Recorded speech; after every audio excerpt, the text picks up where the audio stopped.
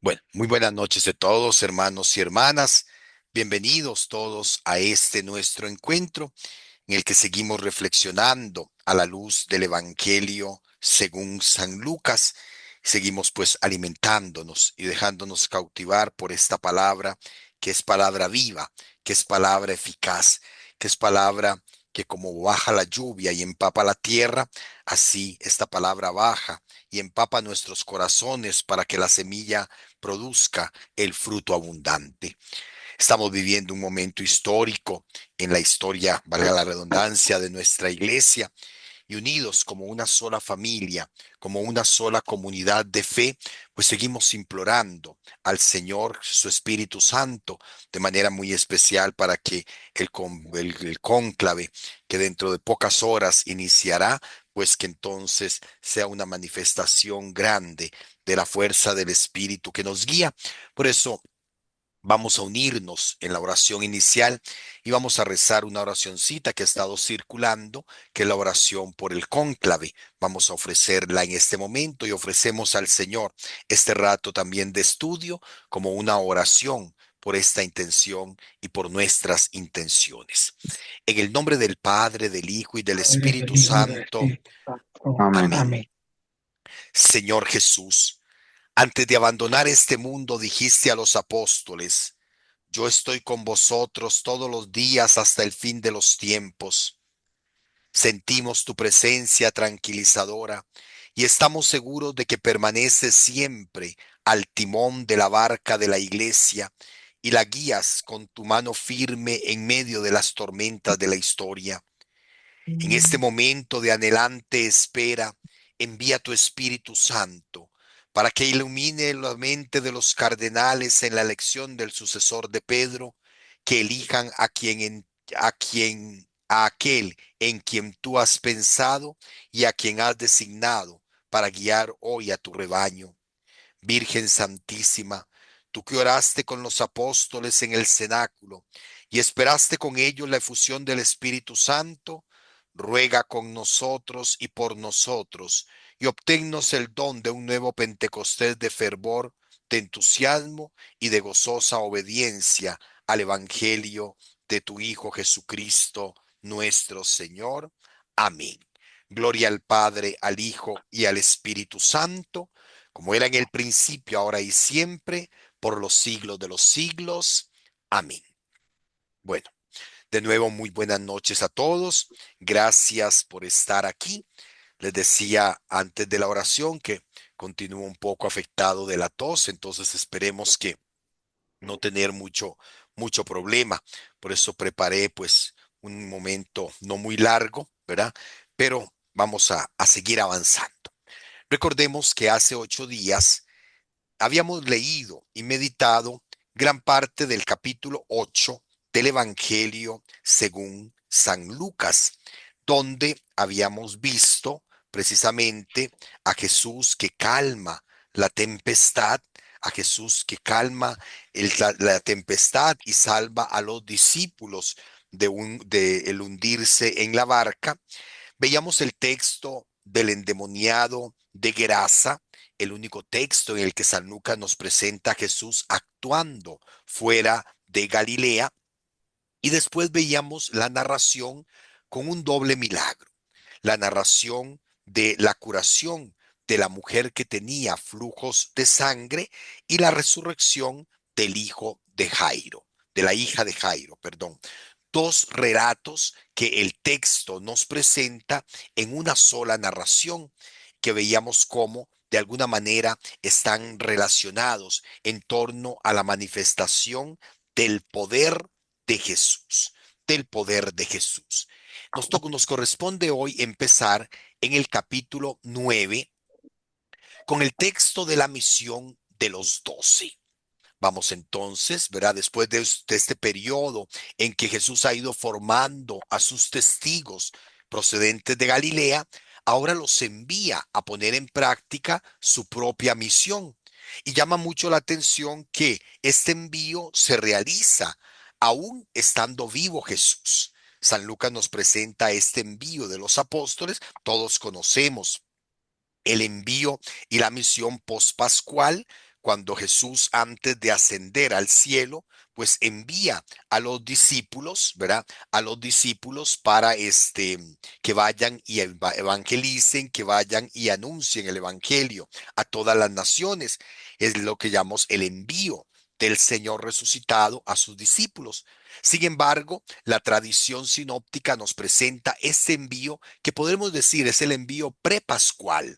Jesús está todavía en plena actividad misionera. Jesús está todavía anunciando el reino en Galilea y así envía a los discípulos como a esta práctica, digámoslo así.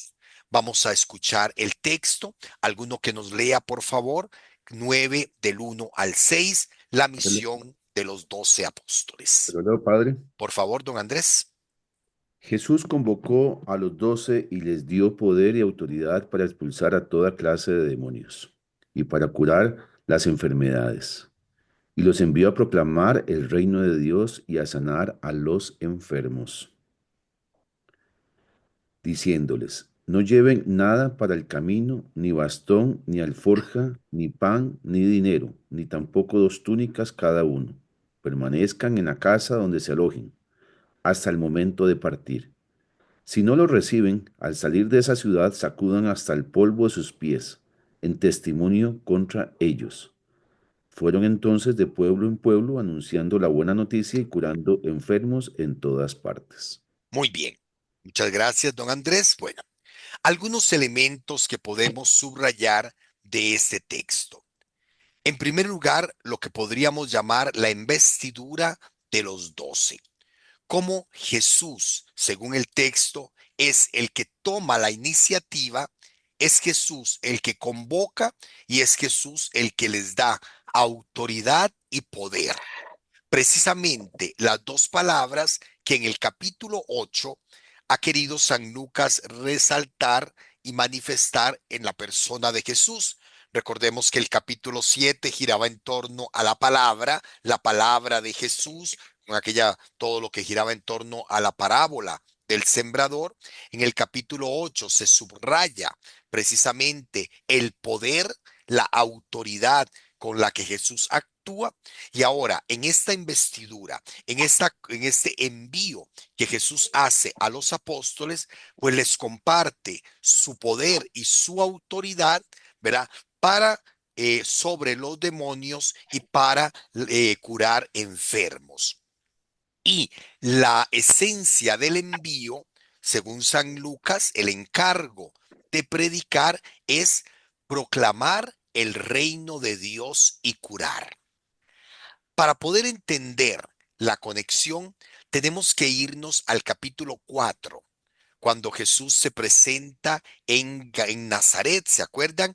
El discurso inaugural que llamábamos, donde Jesús dice que ha sido enviado a proclamar la buena nueva, a dar vista a los ciegos, a curar a los enfermos. En fin, vean que lo que Jesús se aplica a sí mismo en la misión inaugural, pues ahora nos lo presenta compartiéndolo y dándoselos como tarea a los 12. Los hace partícipes de su misión, proclamar el reino y curar. ¿Ok? Con algunas instrucciones, ¿verdad? Que lo que quieren rescatar es la confianza en el que envía, ¿verdad? En el que envía, sobre todo no llevar muchas cosas para el camino.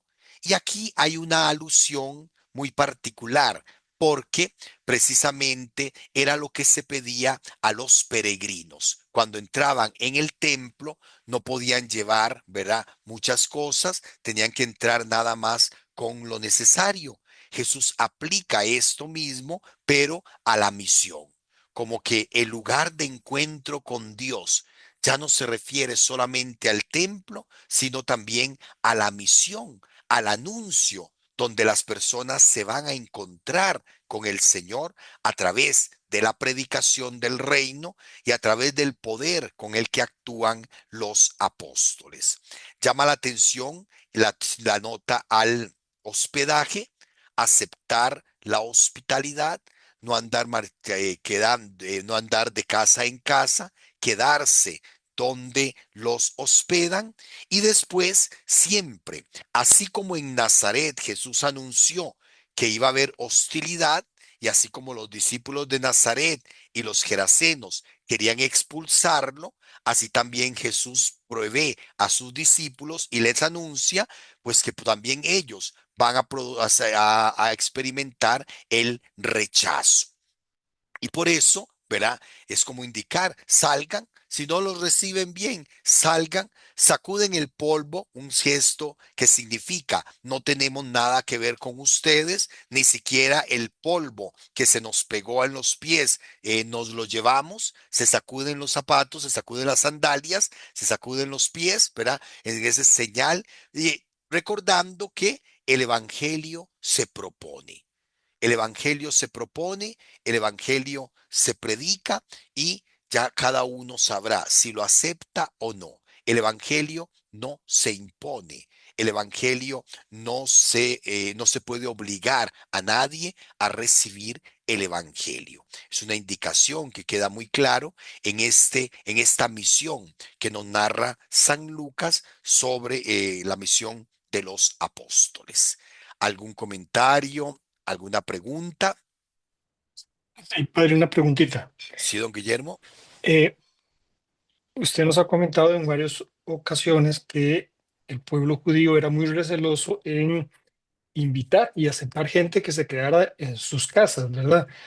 Aquí, cuando habla de la hospitalidad, estamos hablando de judíos eh, que reciben a estos enviados en Sí, sus casas o en lugares de hospedaje. Guillermo, perdón, pero no te entendí que yo había dicho de la hospitalidad. Más bien la hospitalidad era vista como un servicio que se le daba a Ajá, Dios.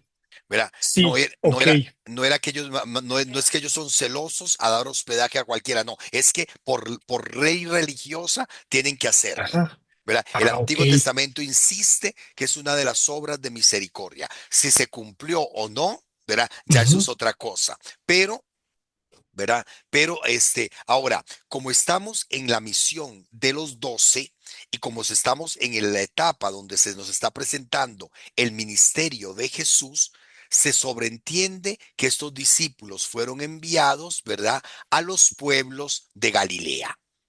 ¿Verdad? Todavía no estamos hablando de una ok, misión universal, no estamos hablando de una misión entre paganos, por lo menos San Lucas, recordad que San Lucas ni siquiera pone a Jesús en eso. Marcos es distinto y vamos a ver que una de las grandes omisiones que tiene Lucas es precisamente que la única vez que Lucas pone a Jesús fuera de Galilea en visita a un territorio pagano fue el texto que estudiábamos hace 8 días cuando Jesús está en la región de los Gerasenos, con toda la ujú, historia aquella de los chanchitos, ¿verdad? De los, cierto. de los chicharrones que nos perdimos porque se ahogaron los chanchos, ¿verdad? Bueno, Ajá. ok. Y otra preguntita, Sí, perdón, por favor. muy cortita, y con el término de enfermedad. ¿Toda enfermedad era atribuible a un espíritu de enfermedad o cualquier enfermedad común, como una gripe, Sí, no no. era atribuible a un espíritu Sobre tampoco? todo, normalmente eran aquellas cosas de las que no se tenía todavía conocimiento, O sea, ¿verdad? Conocimiento era lo que se le atribuía a los espíritus o al demonio. Pero ok, habían enfermedades, digamos, por ejemplo, aunque si se presenta a Jesús exorcizando a la enfermedad. Recordar el tema de la suegra de Pedro, ¿verdad? ujú, Jesús encomina la enfermedad, ¿verdad? ¿Verdad? Entonces lo presenta siempre en ese ámbito, pero sobre todo para subrayar siempre ese carácter desconocido. ¿Ok? ok. Doña Eli. Padre, no sé, no lo había pensado hasta ahorita. Este, en ese momento Jesús los envía y les da poder de hacer estas cosas. Ajá, Cuando regresan y ellos le cuentan a Jesús todo lo que ha pasado y todo, ¿qué pasa con ese poder que les había dado? O perdón. sea, Ahorita lo vemos. Ahorita lo vemos ok, cuando veamos el regreso. ¿Está bien? Me lo ok, recuerda para comentar eso, ¿ok? ok, Porque ok, vea que ellos, bueno, vamos a ver que ellos regresan. Bueno, lo vemos en el texto ya para no está bien, adelantar mucho. ¿Está bien? Ok. está bien. Bueno, ok. Después de esta misión, después de este envío, San Lucas nos va a reportar una serie de acontecimientos desde el versículo 7 hasta el versículo 50. Vean que es casi todo el capítulo 9, donde lo fundamental va a girar en torno a la identidad de Jesús. ¿Quién es Jesús? Por eso dicen los especialistas, aquí empieza una sección pequeñita en el Evangelio, en el que toda la preocupación se concentra sobre la identidad de Jesús. La función de este bloque narrativo, ¿verdad? De estos versículos, no es únicamente preparar el gran viaje que Jesús va a emprender a partir del versículo 51 hacia Jerusalén, la subida de Jesús a Jerusalén, sino debido a ciertas modificaciones de los materiales de Marcos. Esta secuencia de episodios crea toda una sección dentro del Evangelio, sobre todo, como les decía, eh, que busca subrayar quién es Jesús. Es como si antes de empezar el camino hacia Jerusalén, San Lucas quiere enfatizarnos acerca de la identidad del Señor. Y aquí es donde aparece lo que se llama la gran omisión de Lucas. Lo vamos a ver de qué se trata. Es que hay un montón de materiales que San Marcos presenta que en realidad San Lucas los ignora. San Lucas no nos lo presenta y eso ha llamado mucho la atención. Vamos a ver cuáles detalles son, cuáles citas son, porque San Lucas está siguiendo el esquema de presentar el material que utiliza Marcos. Habíamos visto que agrega otras cosas y eso no nos llama la atención porque ahí San Lucas tiene otras fuentes, conoce otros materiales y puede agregar otras cosas que tal vez Marcos no sabía o Marcos no utilizó. Sin embargo, que Lucas quite materiales que aparecen en San Marcos y van a ver que son materiales muy importantes, eso llama poderosamente la atención. Empezamos con la reacción de Herodes. La reacción de Herodes. Capítulo 9, versículo del 7 al 9. ¿Alguno que lo lea, por favor? Leo, Por favor. se enteró el tetrarca Herodes de todo lo que pasaba y estaba perplejo, porque unos decían que Juan había resucitado de entre los muertos, otros que Elías se había aparecido y otros que uno de los antiguos profetas había resucitado. Herodes dijo, a Juan le decapité. A Juan le decapité yo. ¿Quién es, pues, este de quien oigo tales cosas? Y buscaba verle. Ok. Recuerden que San Lucas nos había presentado ya la figura de Herodes, sobre todo en las introducciones, ¿verdad? En la introducción a la segunda parte, cuando hablaba del reino que se había dividido, ¿verdad? Una vez que muere Herodes el Grande, sus hijos se reparten el reino en tres y Herodes es el tetrarca de Galilea. ¿Verdad? Es el tetrarca de Galilea.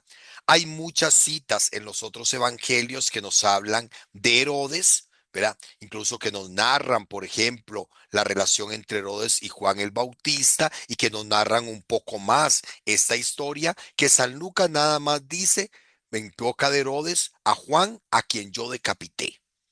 ¿Verdad? No dice nada más. Ahora, notemos que si comparamos el material presentado por Lucas con la fuente de Marcos, notamos que la intención de Lucas refleja un sentido eminentemente cristológico. Nada más, entre las posibles respuestas que se dan acerca de Jesús, ¿verdad? De que unos decían que era otro que el otro que el otro. Aquí la pregunta de Herodes refleja, ¿verdad? En primer lugar, que ninguna de las anteriores llena las expectativas. Cuando los otros dicen, uno que era Juan el Bautista, otros que Elías, otro que alguno de los antiguos profetas que había resucitado.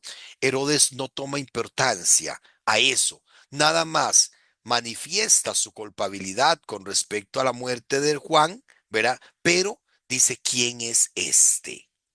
Es como si la máxima autoridad de Galilea, el tetrarca Herodes, se cuestiona, ¿verdad? ¿Quién es este?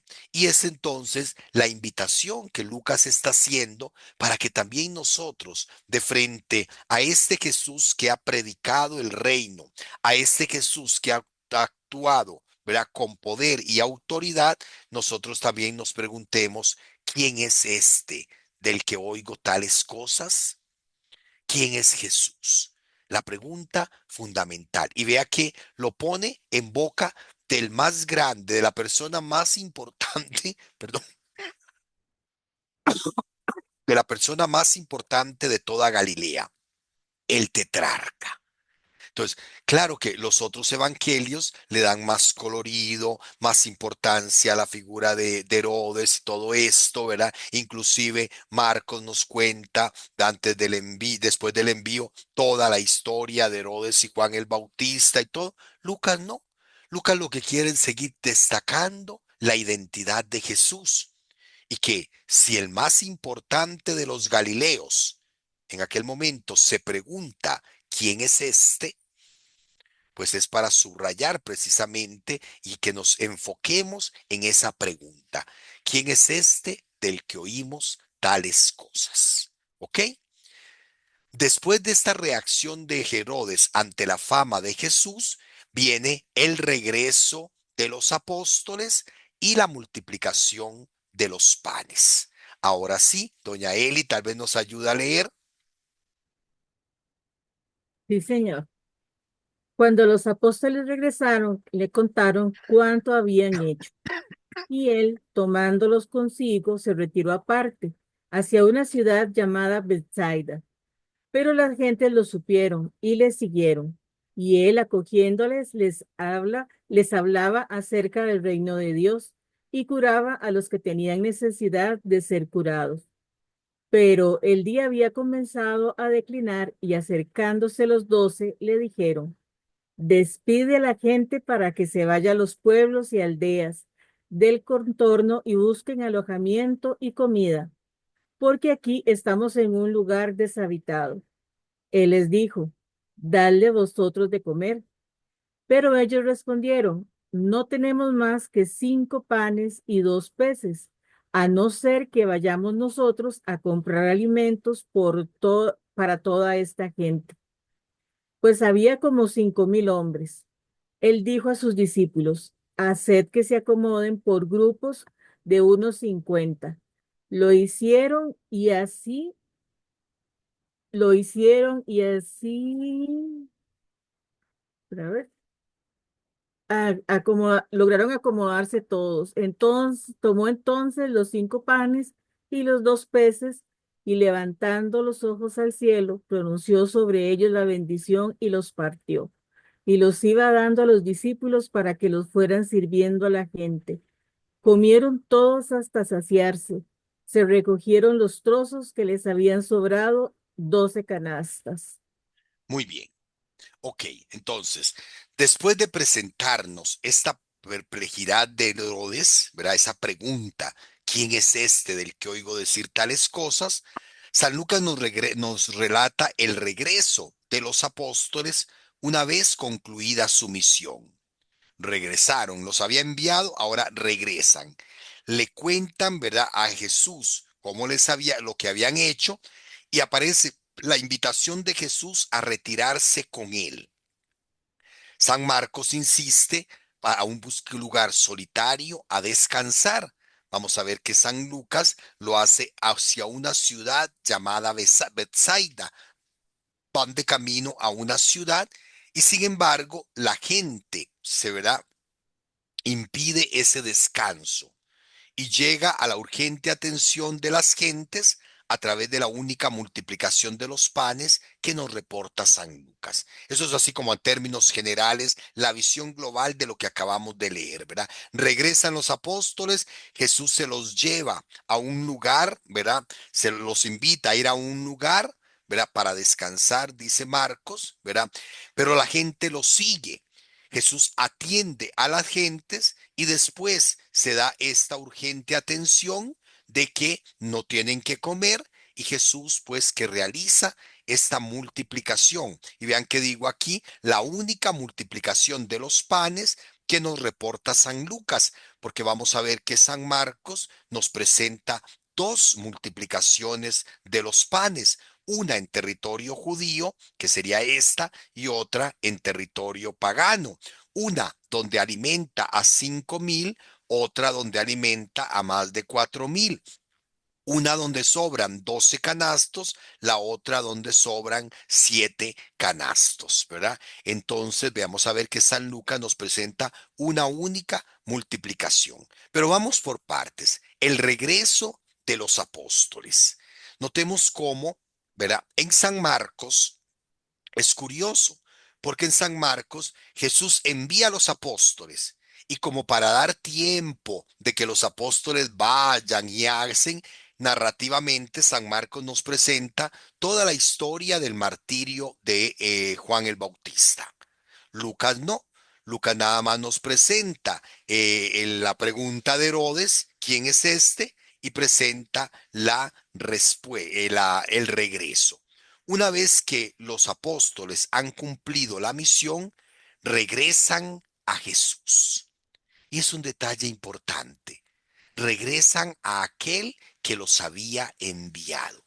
Notemos que San Marcos, San Lucas quiere como cerrar un círculo.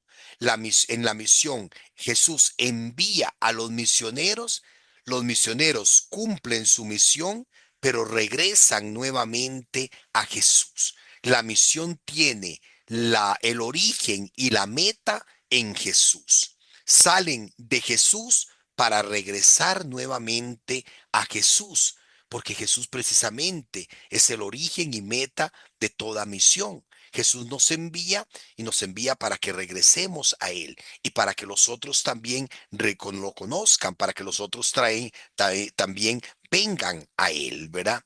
Y de inmediatamente la acogida de Jesús, que aunque San Lucas es más explícito, se presenta como un signo de amistad y satisfacción. Es la intimidad de Jesús con los suyos que verá que se volverá a manifestar más adelante en el versículo 28 y en el capítulo 18, verá que es precisamente,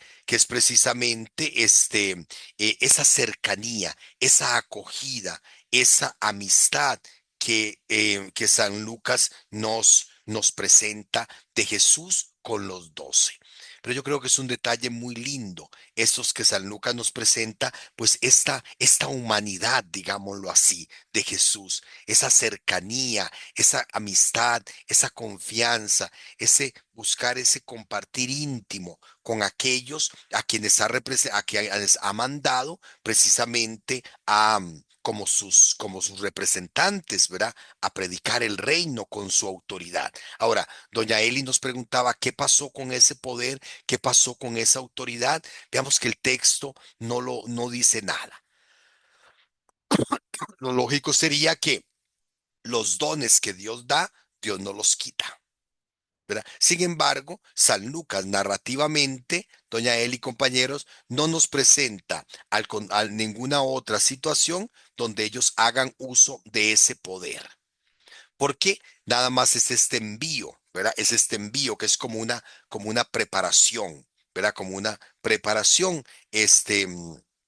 Lo demás, perdón, lo demás se va a insistir sobre todo en los últimos versículos que vamos a ver de este capítulo 9, se existe sobre todo en la acción de Jesús, no tanto en la acción de los apóstoles. Y los apóstoles siempre van a aparecer a la par de Jesús. Pero, ¿qué pasó con ese poder? ¿Lo perdieron? ¿Se les quitó? San Lucas no nos dice, el texto no nos dice absolutamente nada. ¿Queda claro, doña Eli? Sí, señor. Ok, Muchas gracias. ahora, notemos aquí la actitud de la gente. El regreso y este deseo de descanso, de tener este rato de intimidad, de cercanía con los suyos, se ve interrumpido por la gente, por el seguimiento de las multitudes. Yo le digo a los compañeros, esto siempre pasó, le pasó a Jesús y nos pasa siempre a nosotros. Planeas una mañana de convivencia con tus compañeros, en la noche anterior te dicen, pa, se murió fulano, hay funeral. ¿Verdad? O dice uno, me voy para tal parte, pasa algo que ya uno tiene que suspender. Es algo curioso, ¿verdad? Pero yo siempre vacilo con eso. No hagamos muchos planes porque recordemos lo que le pasó a Jesús y a los apóstoles, ¿verdad? Bueno, el seguimiento de las multitudes que buscan a Jesús e incluso que interrumpen los planes de Jesús, aquí los planes, no los planos, los planes del maestro. Quería irse con sus discípulos hacia un lugar solitario, ¿verdad? Se retiró aparte con ellos, van camino hacia Bethsaida, la gente interrumpe ese plan y ¿qué hace Jesús? También los acoge. Así como recibió con amistad, con cariño, con satisfacción a los apóstoles que venían de la misión, así también acoge Jesús con cariño a esa gente que no lo deja descansar, a esa gente que le interrumpe el descanso o los planes que él había hecho, ¿verdad? ¿Por qué? Porque San Lucas nos dice en Jesús impera la caridad pastoral. Vean cómo dice, les hablaba acerca del reino, seguía cumpliendo su misión, quería irse con los apóstoles, ¿verdad? A un lugar solitario y em, sin embargo, sigue predicándoles el reino y curando a los necesitados. Jesús hace a un lado sus propios intereses, su propio deseo de descanso, precisamente para seguir acogiendo y atendiendo las necesidades de los demás. ¿Alguna pregunta, algún comentario?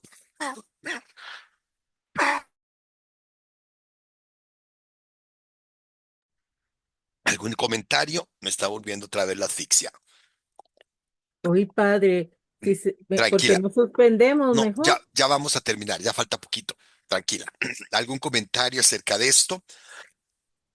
Padre, yo siempre pensé, o sea, la gente a veces piensa que Jesús podía, lo digo por ejemplo nosotros que estamos en fiestas patronales, Ujú. y que entonces yo tuve el cierre, el sábado tuve el cierre de la renovación de promesas bautismales, arreglar el templo para la celebración del domingo. El domingo tuve que ir a misa de 8, a misa de 11, a misa de 5, y uno se queja y qué cansado y qué cansado.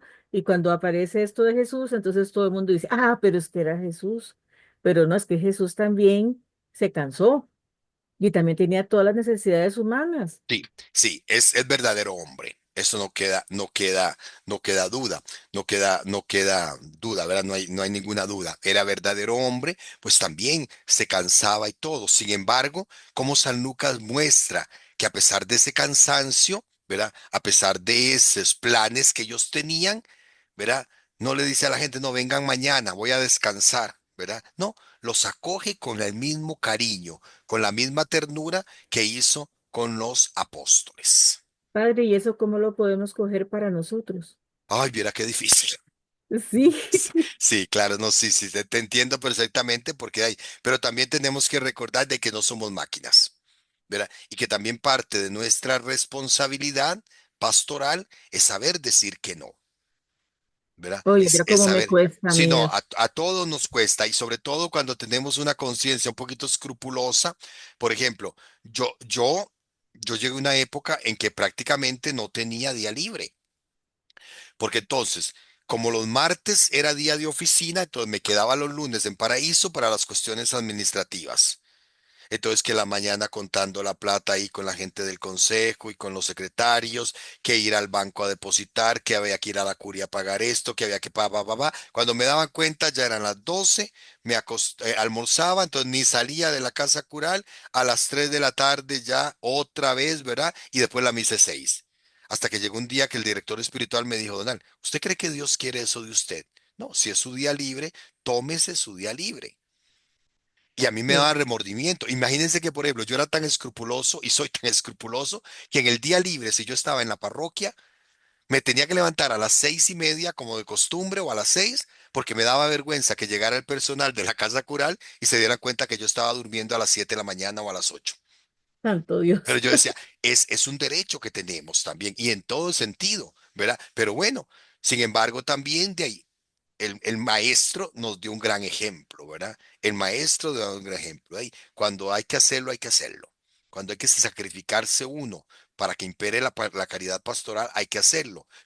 Pero sin que eso signifique, ¿verdad? Un desgaste que denigre nuestra condición humana. Necesitamos también el descanso. Y es muy bonito eso, como Jesús, es la intención de Jesús, ¿verdad? Se los llevó a un lugar aparte. San Marcos directamente dice a descansar,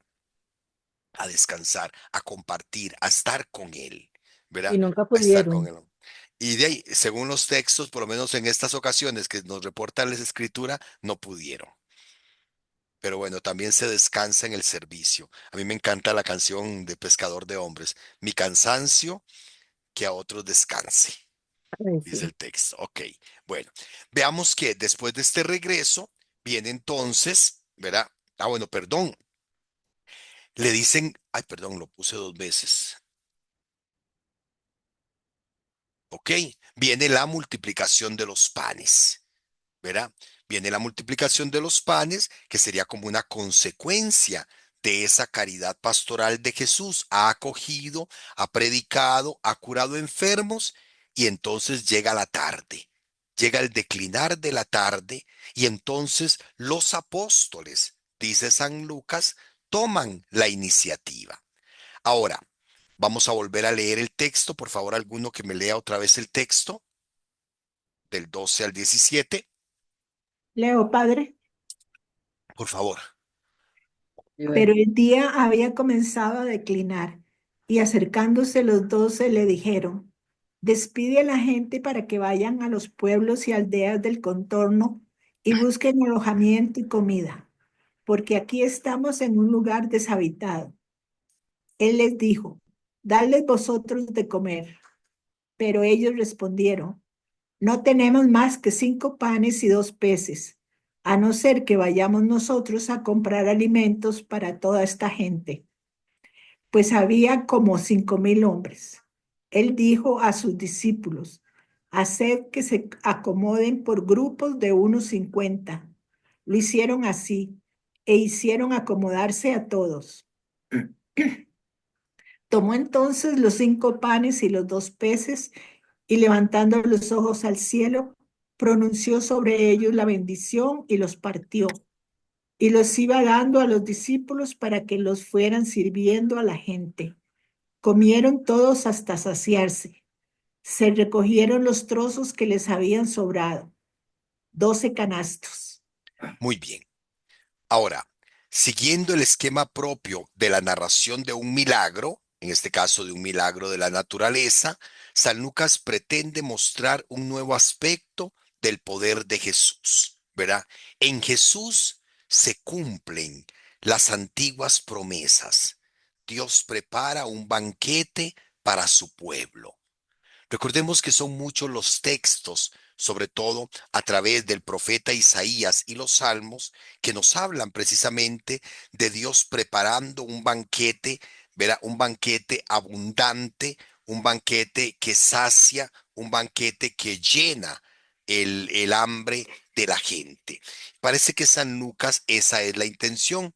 En uno de los milagros más importantes que tenemos es el milagro del que se habla en los 4 evangelios, ¿verdad? Aparecen todos los evangelios, con las dificultades que en algunos evangelios hay 2 multiplicaciones de los panes, en otros evangelios hay una sola, como en el caso de de Lucas y San Juan, que nos presenta solo una única multiplicación de los panes. Pero veamos primero que empieza con la iniciativa de los 12. En San Marcos es Jesús el que toma la iniciativa. Aquí son los 12 los que se acercan a Jesús Al declinar la tarde, ven, toman conciencia de un problema y entonces, ¿verdad? Los 12 interpretan la situación de dificultad en que se encuentra la gente. Vean que los 12, digamos, ven que la tarde viene, no tienen comida, no tienen hospedaje y entonces lo más fácil es despidan a la gente. Despide a la gente para que vayan a los pueblos y aldeas del contorno y busquen alojamiento. También es una propuesta muy difícil de cumplir, porque ellos mismos reconocen, están en un lugar deshabitado. ¿Cómo va a encontrar tanta gente? Se habla de 5.000 hombres, a comida y hospedaje. Vean que estaban en un lugar despoblado. Sin embargo, a pesar de que ven la situación difícil en que se encuentra la gente, la forma más fácil para los apóstoles es, desentendámonos nosotros, que cada uno se la juegue, ¿verdad? Esta sugerencia de los apóstoles, sí, se preocupan por la gente, pero se preocupan por el milagro, por el problema, sin pretender ser parte de una solución. No tenemos comida, pues mejor que se vayan y que cada uno se la juegue, diríamos nosotros hoy, ¿verdad? Es lo que los apóstoles, es la iniciativa de los apóstoles. Estamos en un lugar al descampado, que vayan a los pueblos y las aldeas a ver si consiguen alojamiento y comida, porque aquí no hay. Aquí estamos en un lugar deshabitado. Una vez que los apóstoles toman esta iniciativa, viene entonces el diálogo de Jesús con los 12. Ante esta salida fácil, Jesús les dice, denles ustedes de comer. Si la propuesta de los 12 parecía difícil de cumplir, la de Jesús se presenta casi como una utopía. Si la gente no puede ir a buscar comida, mucho menos nosotros vamos a poder darles comida, ¿verdad? Eso se presenta prácticamente como una utopía. Ahora, pero ¿por qué Jesús dice eso?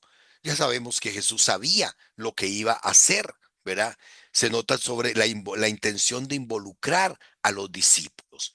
Jesús sabe lo que va a hacer, va a multiplicar el pan y los peces, ¿verdad? Pero quiere involucrar también a los discípulos. Denles ustedes de comer. Y vamos a ver que después del milagro, pues los discípulos se involucran precisamente repartiendo de la acción que hace Jesús, ¿ok? De la acción que hace Jesús. Y aquí el texto nos habla de la alusión a la historia que nos narra Segunda de Reyes 4, donde precisamente una persona llega con unos panes y unos peces donde el profeta, y el profeta le dice, repárteselo a la gente. Y el muchacho dice, ¿qué es esto para tantas personas? ¿Qué es esto para 100 personas? ¿Verdad? Dice el texto, y el profeta le dice, repárteselos porque comerán y sobrará. Hay una alusión en este texto a esa alusión del profeta. Nada más un pequeño comentario sobre este pequeño mosaico que pongo como ilustración, ¿verdad? Es un mosaico que se encontró en los restos de una iglesia bizantina del siglo primero y segundo a las orillas del lago de Galilea, en un lugar que hoy se llama Tabga, ¿verdad? Y que descubriendo, perdón, realizando los estudios arqueológicos, se encontraron este pequeño mosaico, ¿verdad? En el piso de ese templo. Y por eso la tradición ubica en ese lugar la multiplicación de los panes, porque vean que el dibujo es precisamente de 5 panes y 2 peces, ¿verdad? Entonces, eso es una prueba, digamos, de cómo desde los primeros siglos se identificó ese lugar, donde hoy se llama Tabga, ¿verdad? Como el lugar donde se dio la multiplicación de los panes en la pura orilla del lago de Galilea, como nos lo reporta, digamos, este texto del Evangelio. Ahora, después de este diálogo de Jesús con los 12, viene entonces, perdón, verá, el milagro, el milagro. Primero, el acomodo. ¿verdad? El Evangelio de Lucas, ¿verdad? Insiste en que el acomodo de la gente y ese acomodo parece ser solamente una cuestión narrativa. Hay gente que dice, es que se hace alusión a cómo Moisés organizó al pueblo en el desierto, pero eso era para hacer un censo. Aquí no hay nada de censo ni nada, simple y sencillamente es para facilitar la distribución de los panes y los peces por parte de los discípulos. Lo que llama más poderosamente la atención son las acciones de Jesús, ¿verdad? Que dice, tomó, levantó los ojos, bendijo, partió y repartió, que son los mismos verbos que se utilizan en la narración de la institución de la Eucaristía y que son los textos que precisamente formaron parte de las primeras plegarias eucarísticas. Por eso algunos han querido ver la influencia de la liturgia eucarística de las primeras comunidades cristianas en esta narración, donde la multiplicación de los panes parece tener una referencia, una relación directa precisamente con la Eucaristía, como un anuncio del pan que Jesús nos dará después, ¿verdad? En la última cena y que precisamente viene a saciar el hambre de las personas, ¿verdad? El milagro termina con el tema de la saciedad. Comieron todos hasta saciarse. Se recogieron los trozos que les habían sobrado, 12 canastas. Atención, no es nada más un detalle decorativo, ¿verdad? Sino que es precisamente enfatizar, ¿verdad? Ese poder, esa sobreabundancia que Dios tiene para con el pueblo. Y eso lo descubrimos porque precisamente el verbo saciarse, que ya Lucas había utilizado en la narración de las bienaventuranzas, ¿verdad?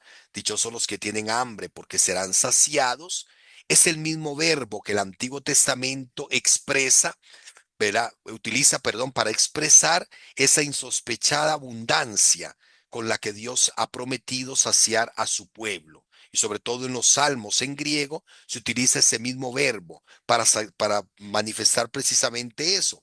Dios da y da en abundancia, a tal punto que se sacia y sobra, ¿verdad? Y las obras, vean que San Lucas insiste también en esto de las obras, llamando la atención primero, que es un signo de que si sobró es porque hubo en abundancia, ¿verdad? Y segundo, el término que se utiliza para hablar de recoger los trozos en griego es klásmata. Y vieran que la palabra klásmata siempre se utilizó en la primera comunidad cristiana para referirse a las partículas de la Eucaristía. Cuando se fraccionaba el pan, pensemos en el bollo, en el pan ácimo, donde se partía el pan, cada pedacito de pan se le llamaba clásmata, que es la misma palabra que San Lucas utiliza precisamente para decir se recogieron los trozos, se recogieron los clásmata, aluciendo también al sentido de la Eucaristía. Ok, no sé si hay alguna palabra. Ah, bueno, y 12, ¿por qué sobran 12 canastos? Atención, en el Evangelio de Lucas parece ser porque una canasta por apóstol, como significando que los apóstoles van a seguir cada uno saciando el hambre del pueblo. 12 canastas. En el Evangelio de Marcos, recuerdan los que hicieron el Evangelio de Marcos, los que ya lo estudiamos, había una cuestión diferente. En uno sobraban 12 canastas, haciendo referencia al pueblo de Israel, a las 12 tribus. En la otra multiplicación de los panes, sobraban 7 canastas, haciendo referencia a los pueblos paganos. Lucas nos presenta una sola multiplicación y entonces es donde se hace más referencia a los apóstoles.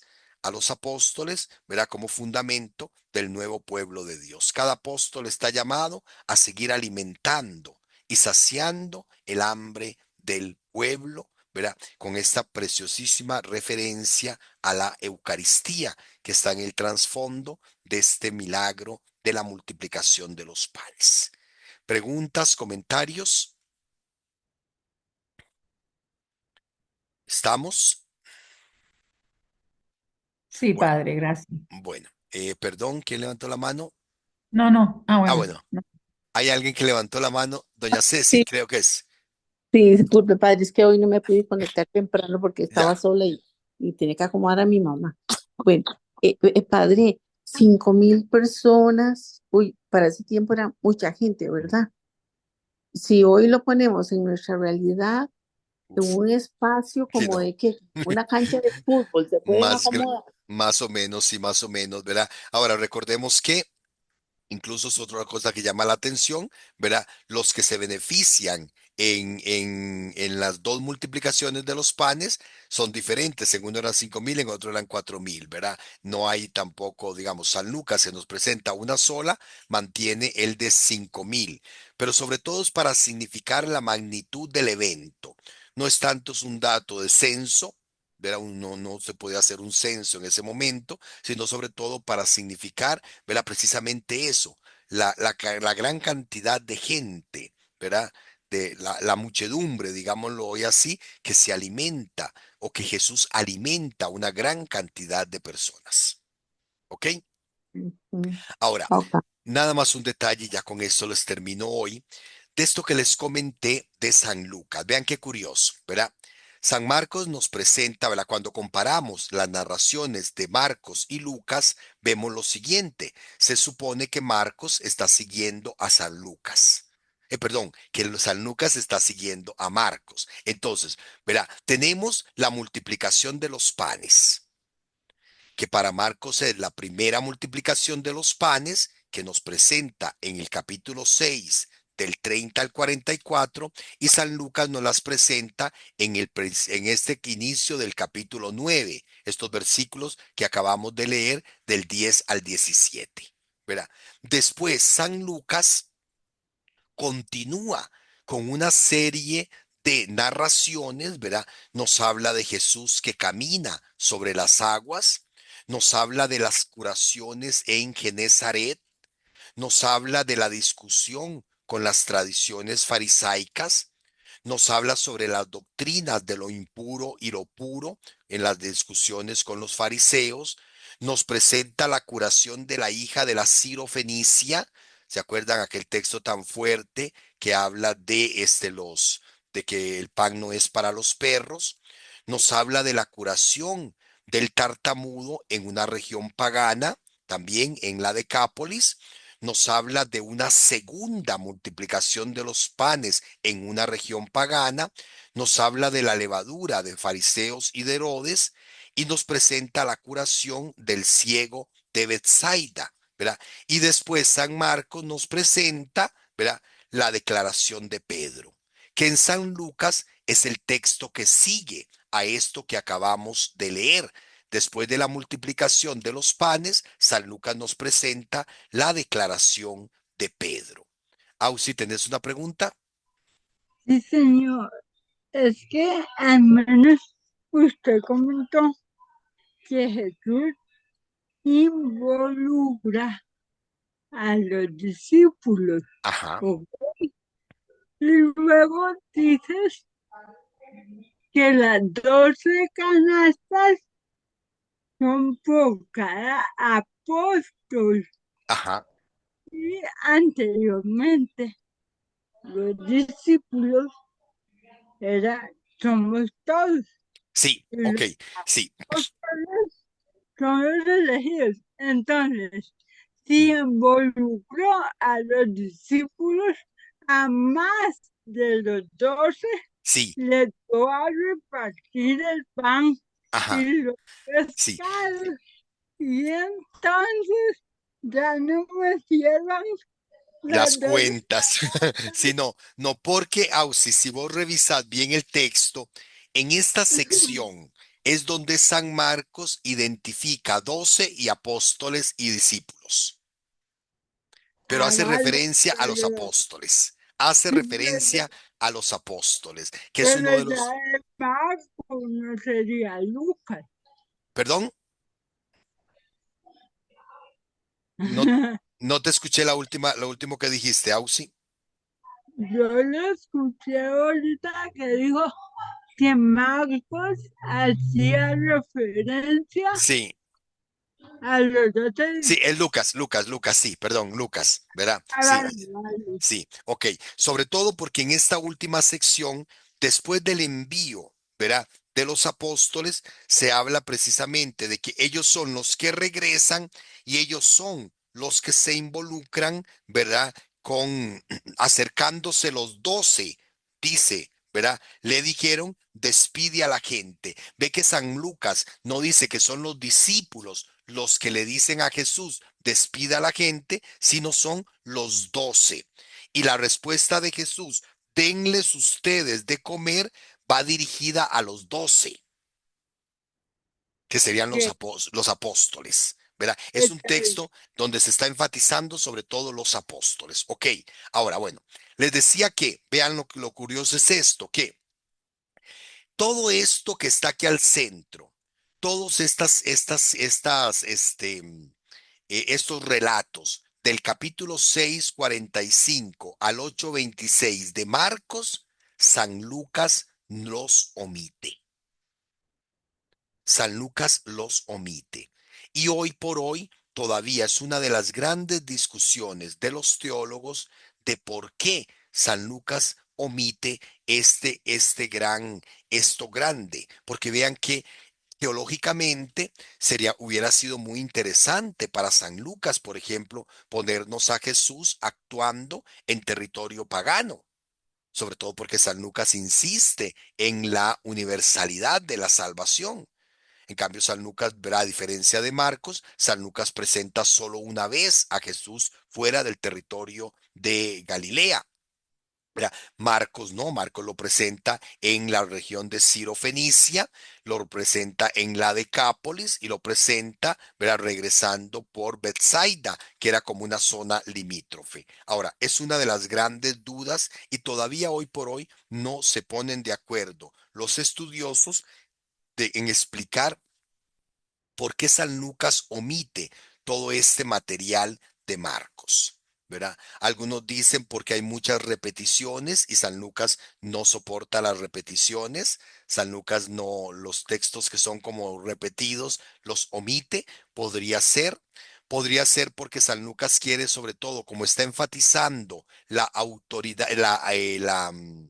la identidad de Jesús, ¿verdad? Estos textos, ¿verdad? Mejor seguir con, después de la multiplicación de los panes, seguir con la declaración de Pedro, ¿verdad? Que la declaración de Pedro es precisamente cuando Jesús pregunta, ¿quién dice la gente que soy yo? ¿Verdad? Y Jesús, y bueno, los apóstoles responden y después Pedro confiesa a Jesús como el Mesías.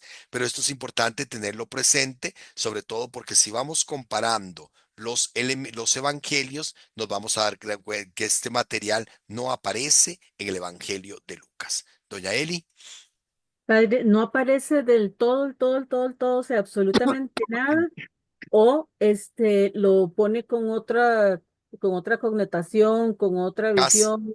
casi que no No, nada de aparece. nada. Hay algunas referencias, pero casi que no, ¿verdad? Porque, por ejemplo, digamos aquí muy claro en la cuestión de la multiplicación de los panes. San Lucas pone dos en regiones diferentes, ¿verdad? Con número de gente distinta y con sobros distintos. Lucas dice no. Lucas pone solo una, ¿verdad? Suficiente. Era suficiente, con un milagro nada más. Igual que San Juan. San Juan nos presenta solo un milagro, que es el que sirve para introducir el capítulo 6, que es el discurso del pan vivo, que es el que estamos leyendo estos días entre semana en las misas.